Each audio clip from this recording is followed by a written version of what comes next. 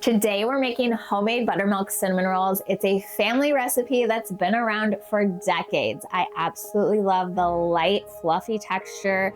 They're sweet with a really simple powdered sugar icing, but even better is they don't take a ton of time to rise, so you can easily make them for a lazy morning at home.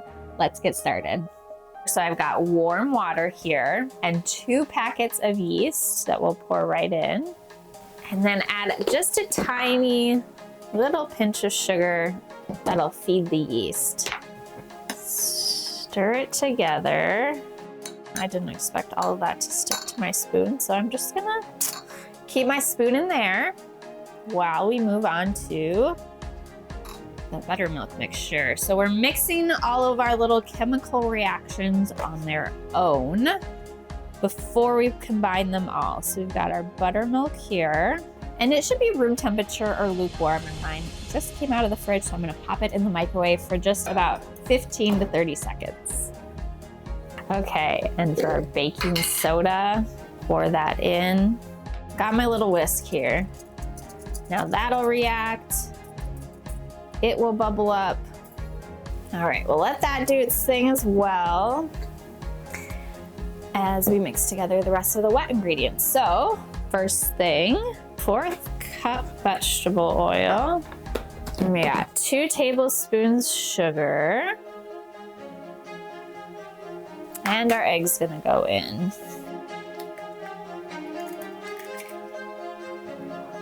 Okay. Whisk this together.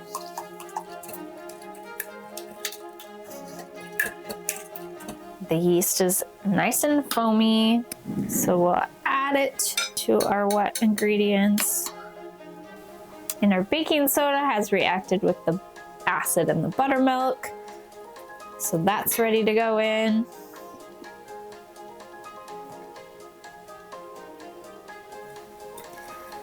Okay, let's get our dry ingredients ready. I do recommend using a scale to weigh your flour, so I've got mine here. But in addition to that, you'll also go by feel.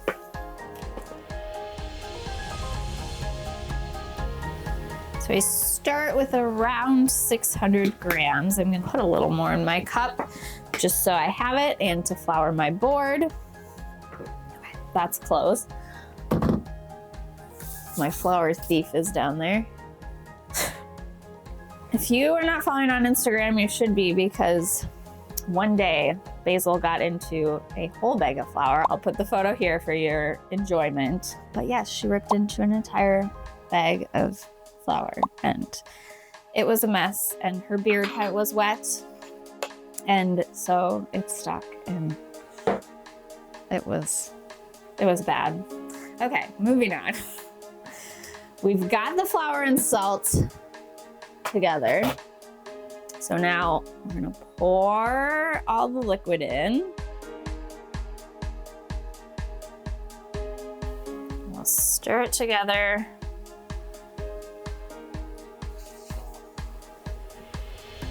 Oh, it's looking real good. Okay, it's pretty much combined. And now you'll knead the dough about 20 times, not too much, but just enough to get it kind of together. And you can do this on a floured surface, but I am actually just going to flour my hands a little bit and do it right in the bowl. I'm gonna just kind of knead it around. And the dough will be sticky, so you can add a little more flour. You just don't wanna add too much, because it should be sticky, I guess is what I'm trying to say. Form it into a little bit of a ball there after you've kneaded it a handful of times. Now I'm gonna cover it and we'll let it rest for 15 to 30 minutes, depending on how warm your house is, but you'll see how it rises, gets a little puffy before we move on. While the dough is rising, we're gonna prep our filling ingredients. So we'll start with a stick of butter.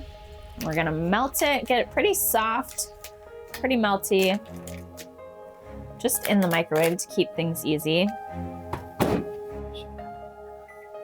All right, and it didn't even explode, so we're in good shape. for the cinnamon sugar filling. So we've got, where did I put my measuring cup? Oh shoot.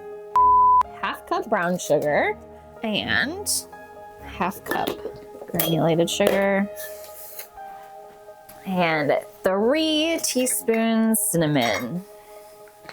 I like to do heaping teaspoons because why not? Stir that together.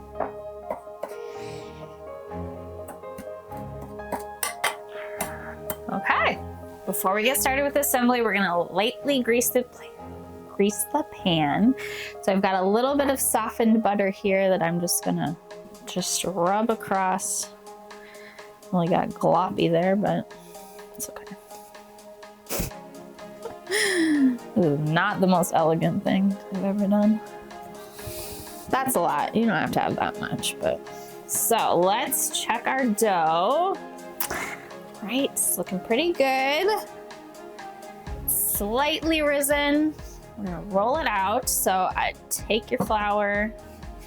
I'm just really a little heavy-handed. You don't want too much, because you don't want too much flour to get in them. Ooh, put some more flour down. And kind of like to shape it into kind of a rectangle so that it's easier when I roll it out to keep its shape. So nice and soft. I love dough. I'm gonna roll it about the size of this cutting board. I think in my blog post I recommend around like 14 by 20, but that, no, is not anything super precise. Oh, it feels so good. Sit here and rub the dough all day long. Okay, grab the melted butter. This one got kind of chunky because it cooled down. I'm gonna stir it a little bit. All right, this will be great. So we're gonna put this on the dough and leave a little edge around it. So don't go all the way to the sides of the dough here. I guess it is officially cold in here with the butter. Pardon me like this. When it is meltier than what I have here, it kind of soaks into the dough, which is exactly what you want. You want just like a thin layer of butter on top here. Onto the butter is our sugar and cinnamon mixture. I just sprinkle it on. Okay. Just pat it around. For the part I'm so nervous about doing on camera. So we're gonna start to roll out this long edge. Or, you know, if you want to use any of the other methods you see online. But this is how we're doing it. Clearly, I didn't use quite enough flour. I thought I did.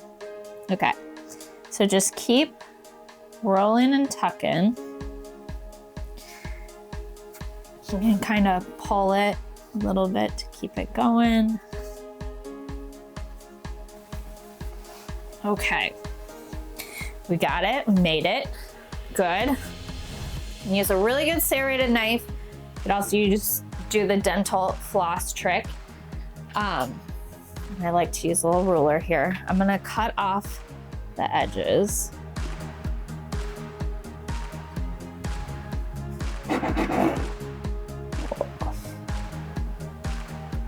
I just kind of eyeball about 1.5 inches. I mean, I guess I'm not eyeballing because I'm using a ruler, but I am somewhat eyeballing it with a ruler. So I will go through and score it.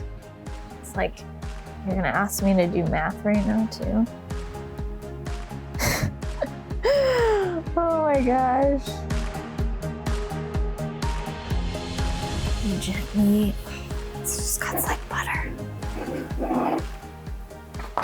Okay. So yeah, my melted butter non-melted butter thing is a little bit of an issue, but you can pull the dough if you need to.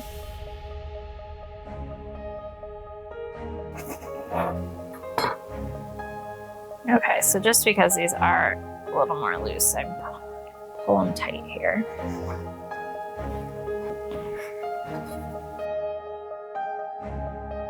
They're looking good, even though we had a little cinnamon sugar mishap without melted butter.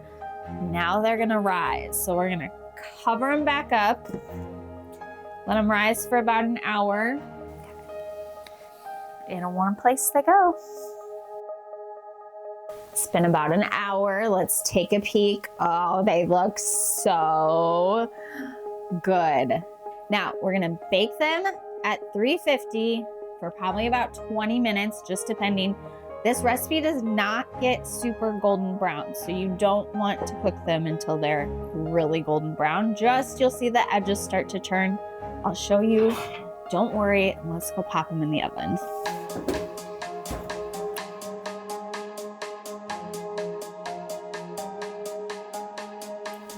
Gosh, they smell so good. So this edge did get a little more golden brown than I typically would have let it, but they smell so good. They look perfect. Time to make the icing. Now you could use whatever kind of icing you want for these, but I love a simple powdered sugar icing. It's so easy to make. And I mean, these rolls have been in my family for like ever, decades, since before I was born. And we've just always used a really simple powdered sugar icing. So about 2 cups. I usually make a little bit more because you can't ever have enough icing. I like to have a little extra on the side. So a little vanilla extract. Sometimes I also add maple extract for some extra flavor. I'm gonna add a little maple syrup today, real maple syrup, just for a hint of maple, and a little bit of cream. So I like to start with a smaller amount just to get it going. So it's gonna look like you don't have enough liquid when you start. But trust me, just keep going. Okay. So it's getting there. Okay, if you like to really spread on the frosting, this is probably the perfect consistency for you. It'll melt in. It's pretty thick, but if you like more of like a drizzly glaze, then add more liquid. Dollop it on, and then give it a little spread here.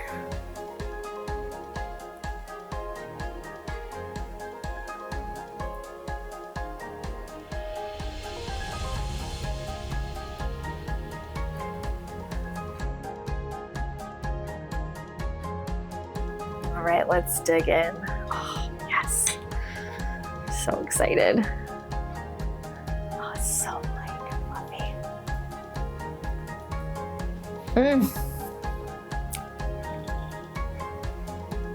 Oh my gosh, they're just so good. They bring back so many childhood memories for me.